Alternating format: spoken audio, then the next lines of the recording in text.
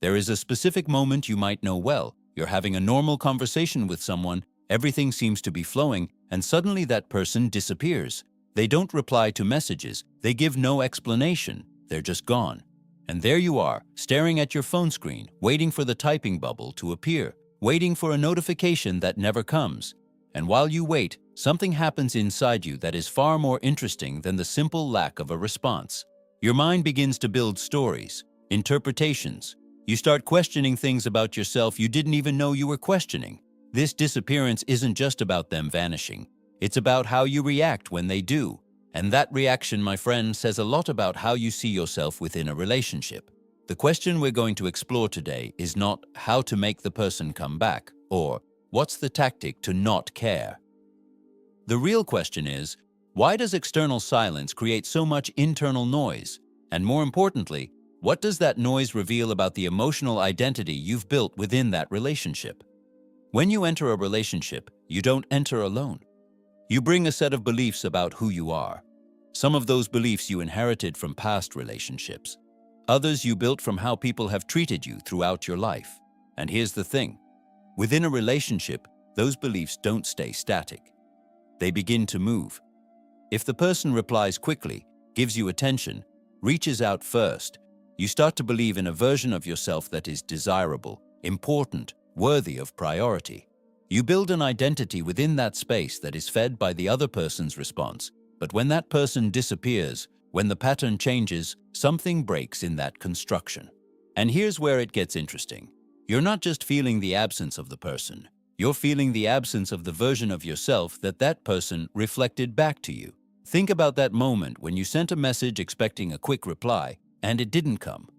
What was your first thought? It wasn't, they must be busy. It was, what did I do? Or are they upset with me? Or even, maybe I'm not important enough. Instantly, you turned the mirror toward yourself and started looking for flaws. This happens because relationships are reflections. The person you're with functions as an emotional mirror. When the reflection changes, you change. When the reflection disappears, you don't know who you are in the space that person used to occupy. The emotional identity you built within that relationship had a specific address, that person, and when they disappear, you're left without an address, without location, floating in a space that once had shape and now doesn't. Now, when that person disappears, what you feel isn't just abandonment. It's an exposure of insecurities you might not even have known you had. If you grow up in an environment where people frequently disappear, where love is inconsistent, where attention is something you have to earn and re-earn every day, you develop an identity that is hypersensitive to abandonment. You learn that your importance is measured by the response you receive, and when the response doesn't come, you panic because the measure is gone. But if you grow up in an environment where people are predictable, where absence is communicated, where there's trust that the person will return, you develop a different identity, a more stable one. You can stay calm when someone disappears because you have an internal narrative that makes sense. They'll come back, or this isn't about me. The other person's silence acts as a mirror that shows exactly what narrative you've built about yourself. If you panic, it's because you believe your importance is fragile. If you can stay calm, it's because you've built an identity that doesn't depend exclusively on external validation. And here's the delicate point. It's not weakness to panic. It's information. It's data about how you learn to see yourself within relationships. Someone who grows up being constantly abandoned doesn't develop the ability to stay calm when someone disappears. They develop the ability to go into survival mode, to search, to question, to blame themselves, because in those environments, blame was the only way to keep the other person close. So when you find yourself desperately looking for answers, sending messages, creating narratives about why the person disappeared, you're not being irrational. You're being faithful to a lesson you learned a long time ago, that your safety depends on keeping the other person connected. There is a very specific emotional dynamic that happens when someone disappears. You start in a state of normalcy, then you move to waiting, then to interpretation, then to anxiety, then to a narrative of abandonment. And each of these steps is your mind trying to rebuild the sense of safety that was lost. When the person disappears, your brain interprets it as a threat. Not a physical threat, but a threat to your identity within that relational space. And when there is a threat, you go into protection mode. You start rewriting the story. looking for evidence that you were neglected, seeking confirmation that you're not important. This is automatic. You don't choose to do it. Your mind does it because it learned that this is how to prepare for the worst. If you anticipate the abandonment, if you already place yourself in the position of the one who was left, maybe the pain will be smaller when it finally happens. But there's another dynamic happening at the same time. While you're panicking, while you're sending messages, while you're creating stories of abandonment, there is a part of you observing all of this.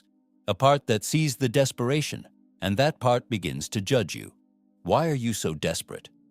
Why can't you stay calm? Why don't you have self-control?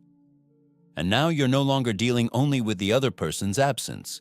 You're dealing with their absence and with your own self-criticism.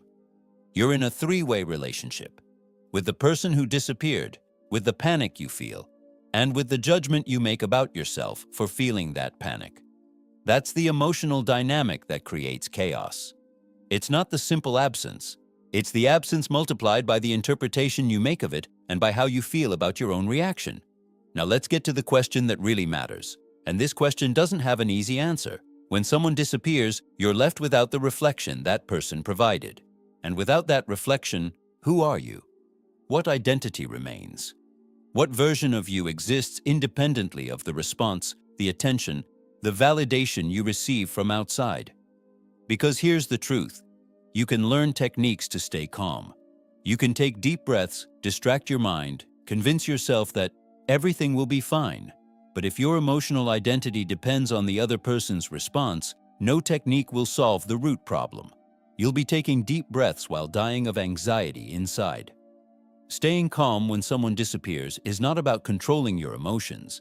It's about having an identity that doesn't collapse when the external reflection disappears. It's about knowing who you are when no one is watching, when no one is validating, when no one is responding. And that is something you build. It's not something you're born with. It's something you reconstruct from the moment you realize that your identity was too tied to an external reflection. Some people take years to realize this, others take a lifetime, and some never realize it and keep moving from relationship to relationship, searching for that perfect reflection that will finally make them feel secure. But what happens when you start building an identity that doesn't depend exclusively on someone else? When you begin to offer yourself the reflection you were looking for in the other person, something changes. It's not that you stop feeling the absence. You do feel it, but the absence doesn't destroy you because you already exist. Before any response, before any validation, you are already there. So when someone disappears, when that silence arrives, what's really happening is that you are being invited to answer a question about yourself. It's not a question about what the other person feels, it's a question about who you are when their reflection is no longer there. And staying calm is not about ignoring the emotion. It's about having an answer to that question. An answer you already know, one that doesn't depend on a notification, that doesn't depend on a quick reply. But here's the open question for you. When someone disappears, what is the first thing you question? Is it about the other person, or is it about yourself?